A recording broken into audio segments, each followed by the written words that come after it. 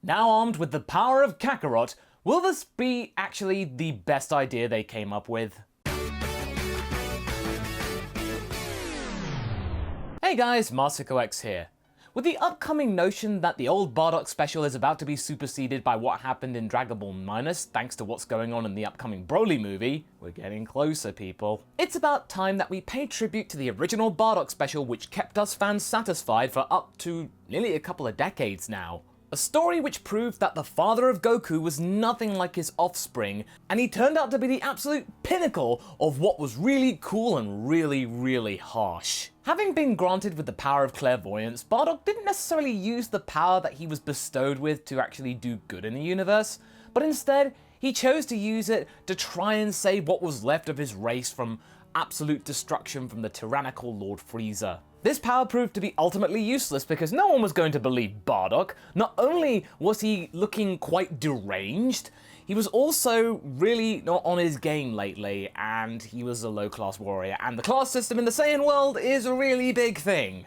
However, in this scenario that we're talking about today, the amount of Saiyans that actually believed Bardock's story, despite there being no evidence to really back it up, is now at least more than zero, so progress. This is a what if I like to call, what if Bardock convinced the Saiyans? By convincing, I mean that Bardock was able to convince some of the Saiyans that were in that canteen that day to join him and try and figure out a way how they're going to try and survive Frieza's onslaught. Bardock wanted everyone to try and at least defend their homeworld, or at least try and find a means to escape, so that means they could survive. It looked very clear to Bardock that without any evidence, he was on his own on that front. But in this scenario, he is able to gather, a fairly big amount of people from that canteen to join him to help him out. As a result, they set up shop on a faraway planet right on the edge of Frieza's sphere of influence, on a planet that he didn't really care about, and the actual guard there went kind of a bit doolally. It was there where they could actually try and mount a counterattack eventually in the future and try and build their numbers back up again, under a new Saiyan regime. The Queen of the Saiyans, Queen Cassava, I'm actually inserting her into here because it wasn't quite sure what happened to her in the original story. She did survive, and together with Bardock, they're able to try and build a new society on this weird planet and try and bring back Prince Vegeta, so that means he could be a really important figurehead in what they want to do next. At this point in the story, we're about when Z begins. Raditz has gone to Earth and has actually managed to convince Goku to join him and try and figure out a way where they can actually defeat Lord Frieza. And this isn't just Goku going on his own or anything. A lot of the Z fighters are going along too to help him out, and also keep an eye on Raditz to make sure that this isn't some kind of wild goose chase or a trap. And I think this is going to be very important, and it's actually going to make people a lot stronger than in the original story, because we're getting 3 months of gravity training, 10 times Earth gravity, normal for a Saiyan, and Raditz and Goku are going to be training everybody together eventually. That is going to mean that a lot of people get a lot stronger than they were going to in the original. Now father and son are reunited, but this relationship is off to a very unusual start. Bardock, having not really shown any sign of affection to his children before, is very confused with the notion that Goku would give him a hug. Or, what's Kakarot doing?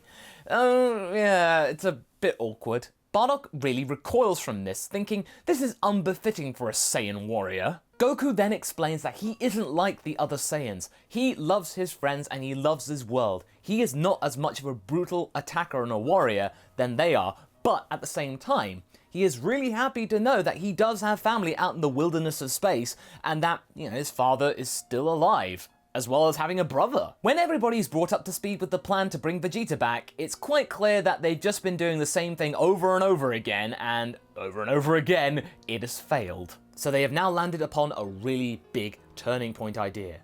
They are going to try and bring Vegeta back by force. And this is really kind of stemmed from the fact that not even his own mother could bring him back. Even though Queen Cassava does have some kind of relationship with Vegeta, Vegeta's not one to really be lovey-dovey with his parents. So now all they gotta do is try and get to Vegeta and then just kidnap him. But there is really one big problem here. Vegeta is really powerful. Pretty much more powerful than any single Saiyan on that new planet. Well, that is, except Bardock. After many years of building up his own army and training himself, Bardock has now reached the point where he could take Vegeta on one-on-one and maybe come out on top. But at the same time, there is a problem there. He is the only Saiyan that could do that. So if he went out there directly to try and take Vegeta and he ended up being sacrificed or something really bad happened to him, that could have really bad consequences for everyone else on this new planet. He is seen as a figurehead in this new Saiyan society, and to lose him would be a really big detrimental blow to this new cause, and it could cause it to just completely fall apart. Goku has a plan. Uh-oh. He then asks Bardock, does Vegeta know of Bardock? And Bardock then just thinks for a moment and goes, well, yes, we have talked a couple of times, but not really well because, you know, class systems and all that. So Vegeta may listen to Bardock, but he may not blindly follow him. That may be enough though, because in the 3 months of gravity training that Goku and Raditz did, it did mean that their powers raised significantly thanks to them really kind of exploiting the Zenkai boost. Everyone got strong, including them, so together they might be able to subdue the prince and therefore not run the risk of taking out the new Saiyan's figurehead. Goku then turns around to Bulma and asks for her makeup bag. Bulma is then shocked and appalled that, you think I'd bring my own makeup bag on this mission? Yeah, she did. Bardock isn't following, nor is anyone else, especially Bulma. Bulma then gives Goku, tentatively, the makeup bag. He starts rummaging through it, then looking to his father. Goku then clumsily draws a scar on his face using lipstick in the actual image of his father's scar. I'm going, And then trying to find a bit of glass or some kind of mirror, and he then triumphantly says, I could just pretend to be you! Everybody is shocked, especially Bardock, and he just doesn't know what to think, but after processing it for a moment, he just then laughs and thinks, this is a brilliant idea! I mean, come on, Goku is the son of a brilliant scientist, am I right? After all these years, especially because Vegeta was a kid back in the day, he's not gonna know the difference. He'll think, oh, that's Bardock! This scar looks really weird. I think that this tactic would happen because Goku isn't your typical Saiyan. And remember, Dragon Ball was built on comedy. So after thrashing out the new idea, the plan is settled. Goku and Raditz will go together to then go to Vegeta, with Goku dressed up as Bardock, to try and convince Vegeta one last time before they have to resort to force. Queen Cassava will go along too, just to kind of just cover the bases and make sure that hopefully, if they can do it peacefully, you know, mother, son, that could only help. The three then set out towards Vegeta and Nappa, with Raditz trying to do some guesswork about where they might be. So remember, around this time in the original story, Goku would be running down Snake Way right now, and Vegeta and Nappa are currently on some planet just bumming around, not doing anything, completely and utterly bored. Vegeta is really disillusioned right now.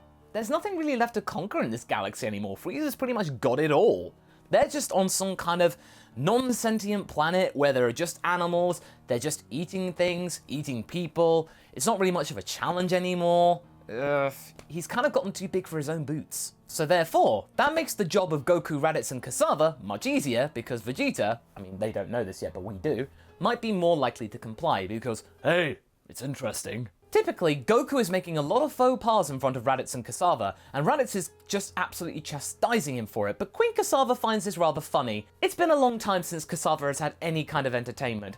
This is light relief. Back in the old days of the Saiyan monarchy, they had jesters and entertainment. Oh, those years were great. And during all of this, she then looks at Raditz in a different way.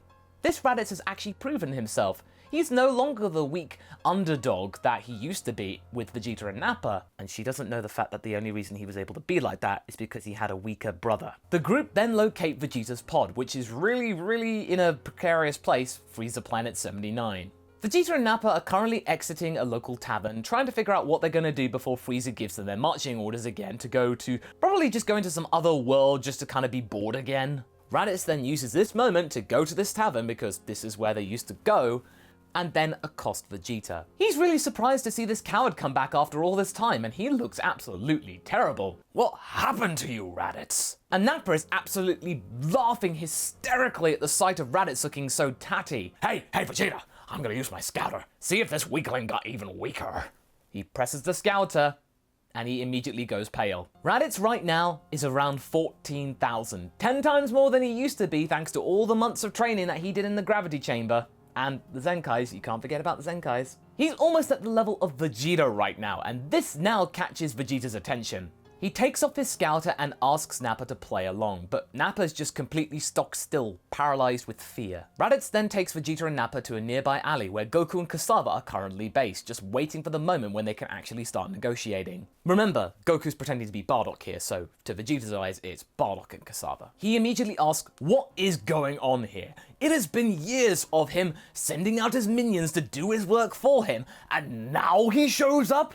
What kind of coward are you? You can't be all that strong. Goku does his best to try and sound gruff and go, hello Vegeta, I'm Bardock. Did I mention I'm Bardock? Goku's acting's not exactly space Oscar winning. Goku then tells Vegeta that they have a plan to take out Lord Frieza and that they need his help to try and spearhead that movement. Vegeta accepts the invitation to come along, and this is when the illusion of Bardock completely escapes, and Goku jumps up going, awesome! This'll make Dad happy, woo! That's not Bardock. That's not Bardock at all! Imposter! He tells Nappa to suit up, and together they then descend into a massive bout of fisticuffs, as we all know it would. We still get some action here. So Nappa gets stuck in, forgetting about the fact that Raditz is right there, and Raditz just pummels him into the ground and in just a pile of rubble. Raditz may be fearing for his life right now, but ooh, that felt good to take out Nappa after all the years of him insulting him. This is going to be a fight in the middle of an alleyway on Frieza Planet 79. We're getting Dragon Ball Street Fighters! The three of them then lynch Vegeta, who is desperately trying to divide and conquer them, but it's really coming up not that fruitful at all. He really needs Nappa right now, and he's busy currently just resting in a pile of rocks. Then Nappa gets up from the rubble and slams Queen Cassava down, thinking that he's helping Prince Vegeta. Oops. Vegeta orders Nappa to stop immediately, but Nappa's completely confused. Why would I want to stop Vegeta? Vegeta then attacks his own partner, not exactly destroying him, but just taking him out, knocking him out. He's unconscious. Cassava then thanks her own son for helping out, but he doesn't want to hear it. He may not want anyone to harm her, but this isn't really a sign that he loves her or wants to protect her. It's just that's what Saiyan royals do. Goku then just says, but you ignored your own mom for years though. But then Raditz just smacks him on the back of the head and tells him to shut up. They're getting Vegeta's attention. Vegeta then decides that he will come along with them solo, on the one condition that he gets to meet the real Bardock this time. Goku then immediately resents this and says that he is Bardock's son and Raditz's his own brother, and this surprises Vegeta quite pleasantly. Bardock had another kid. Interesting. In any case, the four of them then return to the new Saiyan homeworld without Nappa, who is currently resting in another pile of rocks. He then immediately gets up, and we then realize that Nappa never took off the scouter. So you know who's might have been listening in some way and must be tickled pink at the idea that Saiyans are still around.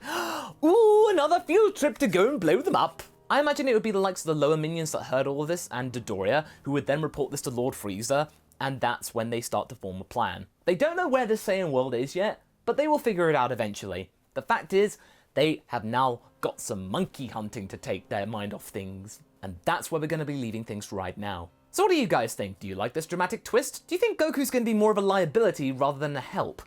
Leave a comment below and let's get this discussion going. Anyway, I hope you enjoyed this video. Until the next one, be sure to like and subscribe. Catch you later!